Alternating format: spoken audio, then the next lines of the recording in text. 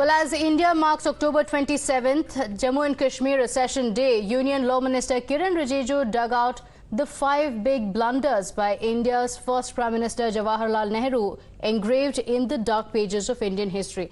Rajiju pointed out a historic lie perpetrated for the past 7 decades, that Kashmir was also among the princely states that created problems on joining India.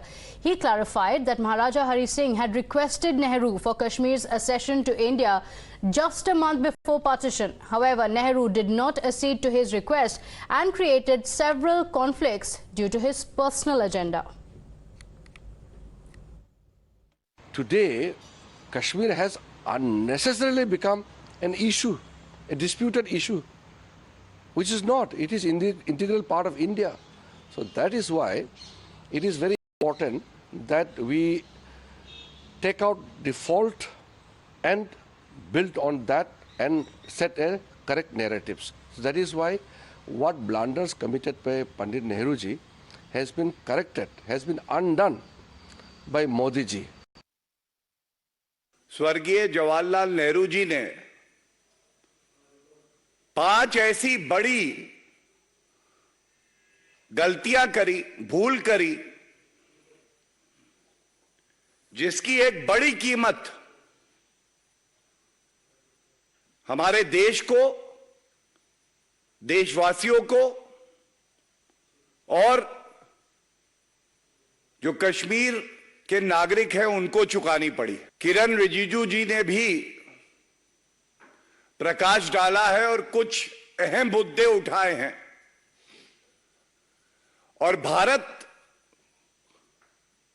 Narendra Modi ji के नेतृत्व में आज वो देश है जो बड़ी मजबूती से पूरे विश्व को दिशा दे रहा है।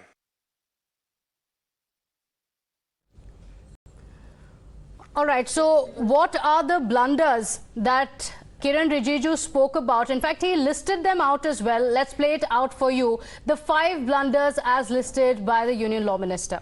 Over to Kritsween. Okay, so these are the blunders, Pratibha, and this debate has been reignited by Kiren Rijiju, the Union Law Minister. Blunder number 1, he says that Nehru rejected Raja Hari Singh's accession request in 1947. As many words, he's put it out and reignited this debate. Rejection due to Nehru's personal agenda. So he's pinpointedly said that the entire proposal was rejected due to a personal agenda. Blunder number 2, he says, declared J&K accession to be provisional. So why was it done? Raising all of those very important questions. The Law Minister says approached United Nations under Article 35 and not Article 51. So really getting into the legalities of it. Back then, 70 years ago, says backed myth about UN plebiscite as well. So those are the pinpointed jibes that have been taken by the Union Law Minister at the Nehru legacy, essentially, given the events, the sequence of events that transpired back then. Blunder number 5, he says, created Article 370. Now, remember, the government of the day has gotten away with Article 370, but much of this currently being pinned on the Nehru family. Institutionalized separatist mindset. That's the blunder that, as per the Union Law Minister, completely has to be blamed on Nehru back then. Thank you, Kritsween, for joining us with those details. But of course, the Congress party now hitting out at the BJP, saying that the Prime Minister and his ministers are setting another example of disturbing the state of normalcy in Kashmir. This is a clear example of what the Modi government and their ministers are up to. Instead of writing and peddling fake history through their op-eds, they should focus on restoring normalcy. And they should compare the 10 years of UPA, 4 and 14, to the 8 years of Narendra Modi. They'll know the answer. The steep decline in the plight of Kashmiri Pandits. That's one. The other is you cannot hold an election there. During our time, the polling percentage used to be 75. There were no target killings. By 2010, situation was absolutely normal. Tourism was flourishing.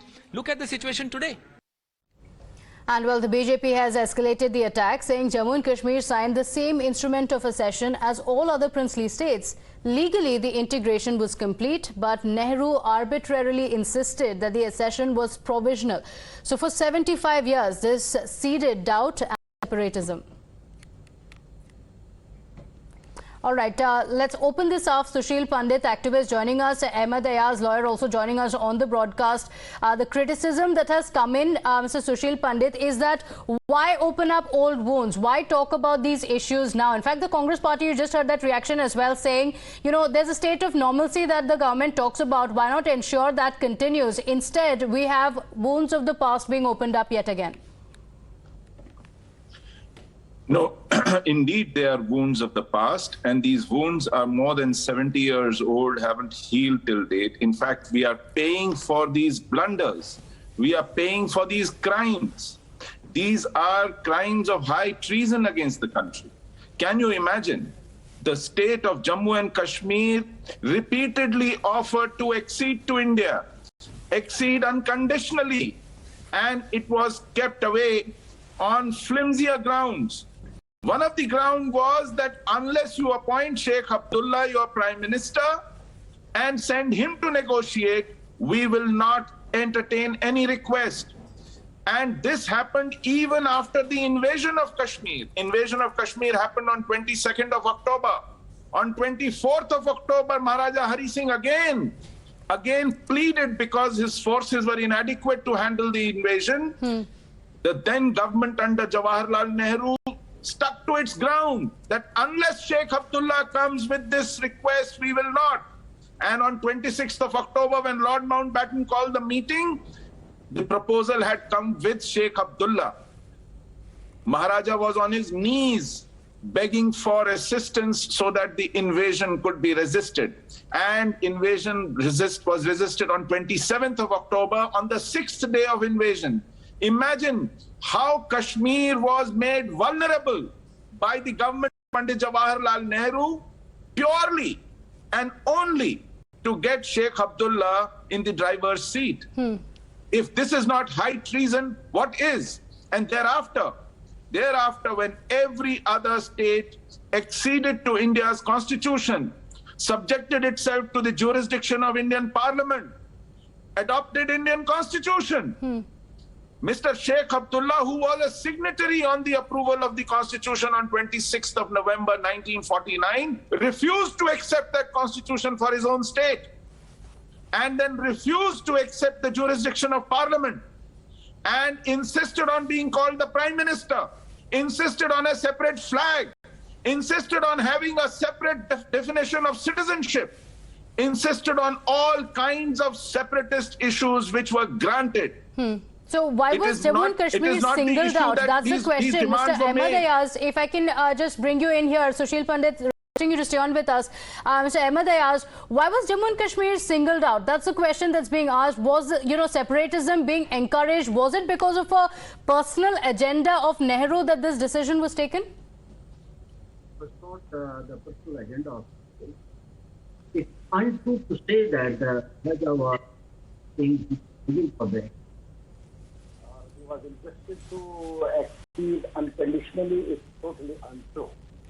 This is borne by a letter, also by a letter written to the Lord Johnson by Maharaja Hari Singh. Recently, Dr.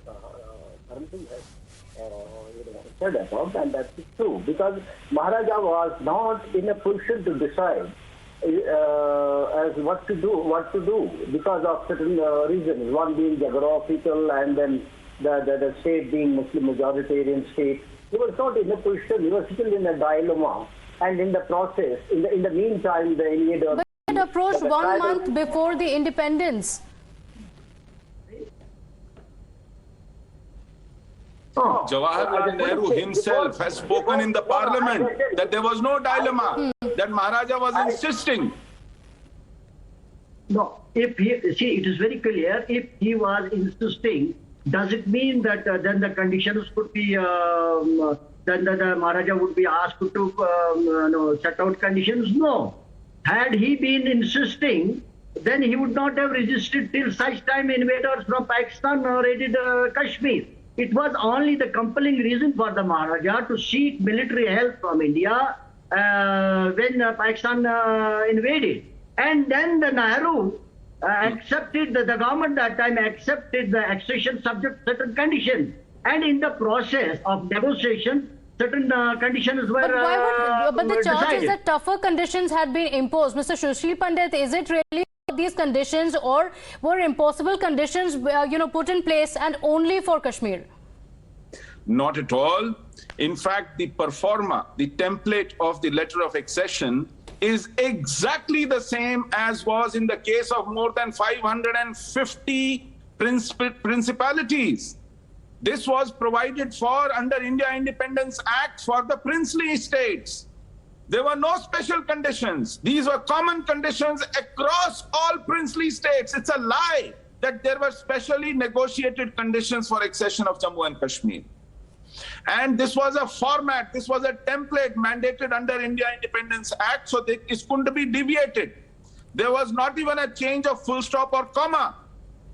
But the point is, even on this template, Nehru deterred till such time Sheikh Abdullah was made the political head of administration, as in the Prime Minister. Only when he came with that proposal to accede on 26th of October, that Nehru was willing. It is on record. General Manek Shah's interview to Prem Shankar Jha in his book, Rival Versions of History, has it very clearly that Lord Mountbatten, Jawaharlal Nehru, Sardar Patel, Sardar Baldev Singh, the then defense minister, they were all in the same room, and this is the conversation that transpired. How far can we keep lying? And this has been finally accepted by Jawaharlal Nehru while speaking in the parliament, on the floor of parliament. And Mr. Kiren Rijiju has actually quoted Pandit Nehru that Maharaja Hari Singh kept insisting for accession, and it was Pandit Nehru who kept stonewalling him, kept thwarting him till such time that the invaders reached within the firing distance of Srinagar, the capital of Jammu and Kashmir. Mr. This is how precarious the situation is. All right, Mr. Ahmed Nehru had rejected Hari Singh's accession request and had come up with a special case for Kashmir. That's what he said, saying it wanted much more than mere accession. So, responding to this, the law minister saying, what was this special case? He says it was vote bank politics. Why is it that Kashmir was singled out and called a special case? No, it was not. How could it be vote bank politics at that time? Because, the Jammu and Kashmir was a part of it was taken over by Pakistan. If it was so easy doing it, then the whole Kashmir, whole Jammu and Kashmir could not accede to the India. If Maharaja was begging for or asking for the accession unconditionally, then how is that the part of this POK has gone to the Pakistan? So it was not that easy. It was only after the Pakistan invaded Kashmir, it was a reason for Maharaja to seek the military help, and in return, Nehru accepted his request only on the condition when he acceded to the Are you saying that Nehru is lying? Do you say that Nehru is lying when he tells the parliament that Maharaja came with the proposal of accession in the month of July 1947? No. There was no invasion at that time. No, then do you mean that Nehru must have told the Maharaja, you come out with this condition that India should have this autonomy, they should have 370, you should have land rights, your job rights? No such thing. It was never ever discussed. It is not that. It is on record. It is on record, the letter of Maharaja itself to the Mountbatten saying that he was under a confusion. He was under confusion because of the geographical conditions of Jammu and Kashmir, and then where is the record? I just want to quote Mr. Nehru's speech, and this is something that the Union Minister had also put out. I just want to give a small part of that speech where it says, we made it clear in the month of July 1947 that the state of Jammu and Kashmir should not be hustled into taking any action, and so we informed the Maharaja's government as well as the leaders of the popular movement that this matter of accession should not be hurried. This is from the speech of Jawaharlal Nehru. Very, very clearly, it is never that India would come to the Maharaja saying that if you want to accede, and then you put a condition. It is definitely, if Maharaja wanted accession, then why the condition would have been there? Why can't the conditions have been set out in the instrument of accession, like It was a common condition 5 and template, 6. sir. And condition No has 5 and 6. condition for Jammu and So, Kashmir. no, this It is is a wrong. common template. This is Every wrong. principality Anybody, exceeded if on those Maharaja templates. wanted accession unconditionally, nobody would Okay. tell Maharaja All right. from Very the government quickly, of as we India wrap this to up, say Mr. and- Sushil Pandit, I want to ask you: is this facts being manufactured or historical lie finally being debunked? It is historical lie. This is precisely. The point is because the true history was hidden, because the true culprits, those culpable for such heinous, this is nothing short of high treason. In order to cover it up, concoctions were peddled and people were made to believe that Maharaja was responsible. He was dithering, whereas such was not the case. He was pleading repeatedly. In fact, when Ramchandra Kak, his prime minister, came to Delhi, Nehru refused to meet him. Okay. He said that send Sheikh Abdullah as prime minister and then I will talk. Maharaja refused to meet the prime minister sent by Maharaja Hari Singh. Refusing to meet, putting out conditions, and of Yes, course completely and it is isolating Kashmir recorded as a in Maharaja separate Ram- entity, and of course, like the BJP has been mentioning, bringing 370 into it. But unfortunately, we'll have to leave it at that. Nehruvian blunders, the BJP is saying that this is the reason why the nation, especially the valley, has been bleeding for over 7 decades. But the politics around it is going to continue. We're going to leave it at that. Mr. Sushil Pandit and Ahmed Ayaz, thank you so much for joining us. Time for a short break now. We'll be right back.